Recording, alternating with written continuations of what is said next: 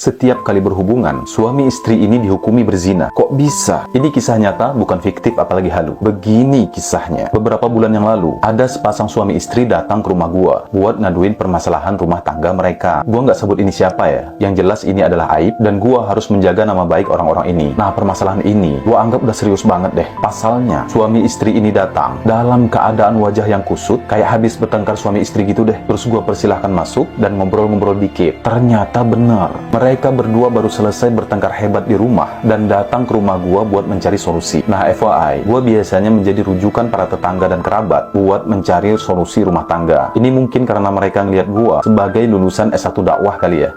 Terus si istri ini bilang, gini loh Ustadz, ini suami saya mau menikahkan anak perempuannya dari istri yang pertama. Nah, si suami ini diketahui sudah 3 kali berumah tangga. Pernikahan dengan istri yang pertama dikaruniai 1 orang anak kemudian bercerai. Begitu juga pernikahan keduanya dikaruniai 1 orang anak kemudian diakhiri dengan perceraian. Jadi istri yang mengadu ini adalah istri yang ketiga. Nah, lanjut nih. Tadi dia bilang kan bahwa suaminya mau menikahkan anak perempuannya dari istri yang pertama. Nah, si istri ini lanjut lagi ngadunya. Tapi saya rasanya nggak rela Ustadz, ntar suami saya ketemu lagi sama mantan istrinya. Udah beberapa minggu ini, si mantan istrinya datang ke rumah mertua, PDKT lagi. Terus kalau ngomong sama suami saya, udah kayak nada menggoda gitu Ustadz. Jadi Ustadz, saya nggak setuju kalau suami saya nanti yang menikahkan anak perempuannya. Boleh nggak Ustadz suami saya diganti dengan wali yang lain? Nah, ibu ini ngomong penuh dengan kecemburuan nih. Gue sebagai orang yang ditanya ini khawatir juga. Ini anak pertama soalnya kan, dan anak perempuan lagi, yang kalau menikah tetap membutuhkan wali. Terus gue jawab, ini aja, saya mau menjawab pertanyaan ibu. Kalau bapak ibu ini menjawab dengan jujur, untuk bapak, apakah anak perempuan itu benar anak kandung bapak? Ya jelas anak kandung saya. Saya kok yang berbuat sama ibunya. Gua kaget, terus gua ngomong dalam hati, berbuat maksudnya apa pak? Ya terus terang Ustaz, saya sebelum nikah sama istri pertama pernah berbuat sampai dia hamil. Ya mendengar itu gua kaget lah. Ini bukan lagi masalah kecemburuan, tapi udah masuk masalah nasab ini. Nasab itu artinya garis keturunan ya. Jadi si suami yang istrinya ngadu ini, sebelum menikah mereka udah sama-sama terbuka tentang masa lalu dan kekhilafan yang pernah mereka lakukan. Jadi mereka udah sama-sama menerima dan rela lah. Nah terus gua jawab nih, maaf ya pak sebelumnya, menurut syariat Islam, bapak tidak boleh menjadi wali nikah untuk anak perempuan bapak tadi. Terus dengan nada yang agak tinggi dia nyela nih, kok bisa gitu Ustaz? Dia kan anak kandung saya. Benar pak, secara biologis dia memang anak kandung bapak, tapi secara syariat dia itu bukan siapa-siapa, sebab bapak menghamili ibunya sebelum terjadinya ijab kabul dalam pernikahan. Tapi Ustaz, setelah tahu dia hamil, saya langsung menikahinya kok. Jadi anak yang dikandungnya itu secara syariat anak saya dong. Nah ini nih FYI nih ya, di daerah gua masih banyak lah yang kayak gini. Untuk menyelamatkan nasab anak hasil zina yang ada di dalam kandungan si perempuan, maka si laki-laki dan perempuan ini dinikahkan dan anak yang lahir nantinya dianggap sah secara nasab kepada ayahnya. Gua nggak tahu ya, ini terjadi di tempat lo apa enggak? Please komen di bawah. Terus gua bilang nih sama si bapak itu, begini pak, bapak datang ke sini kan ingin bertanya dan meminta solusi. Saya menjawab sesuai dengan keilmuan saya. Yang jelas, yang saya ketahui adalah anak yang terlahir dari hasil zina tidak bisa dinasabkan kepada ayah biologisnya, walaupun ayah dan ibunya kemudian dinikahkan. Itu artinya bapak tidak boleh menjadi wali nikah bagi anak perempuan tadi. Kalau bukan saya menikahkan, siapa lagi Ustadz? Ya wali hakim. Terus wali hakimnya siapa Ustadz? Nah, setiap kantor urusan agama sudah pasti ada orang yang ditunjuk dan ditugaskan untuk menjadi wali hakim. Itu resmi, nggak boleh sembarangan. Ngedenger jawaban gua yang melarang suami untuk menjadi wali nikah, si istri nampak puas dan bahagia banget. Kayaknya dia merasa dimenangkan gitu loh. Padahal gue nggak ada niat buat ngebelain dia.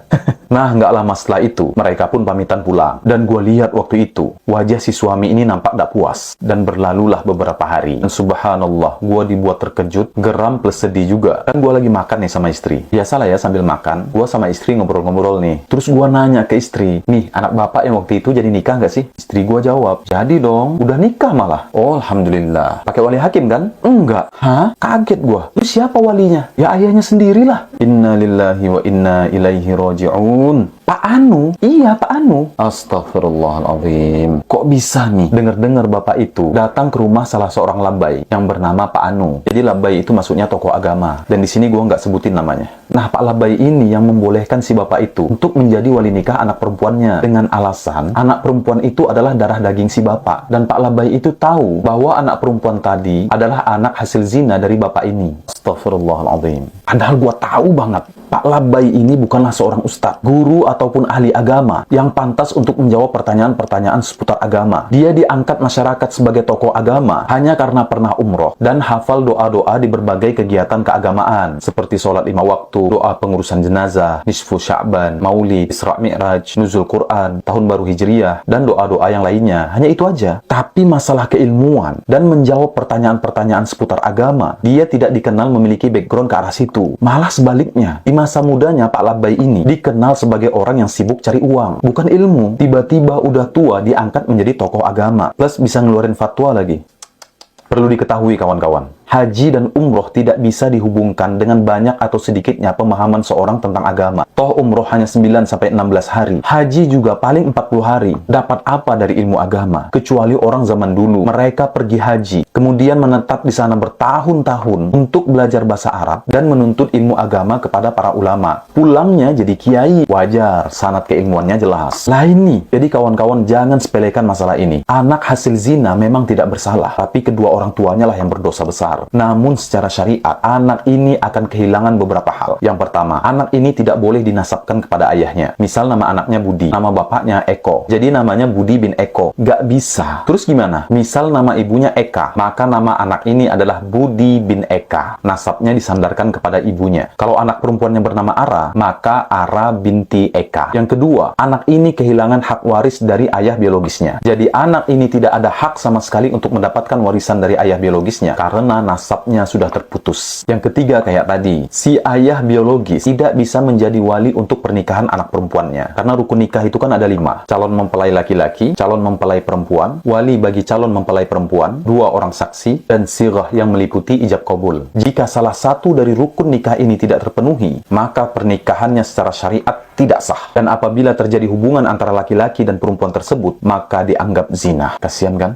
Makanya nggak usah zina. Yang terakhir, berhati-hatilah dalam mengeluarkan fatwa atau jawaban seputar agama. Kalau kita emang nggak tahu, bilang aja nggak tahu. Jangan sok tahu. Ini kan akan dimintai pertanggungjawaban di hadapan Allah Subhanahu wa Ta'ala. Ingat ya, orang yang tidak berilmu itu, apabila dia mengeluarkan fatwa, benernya aja berdosa, apalagi salahnya. Dan dalam hal ini, gua udah melakukan kewajiban gua untuk berdakwah, yaitu nahyu mungkar, mencegah dari kemungkaran. Sisanya gua berlepas tangan dan menyerahkan kepada Allah Subhanahu wa Ta'ala. Barakallahu fiik.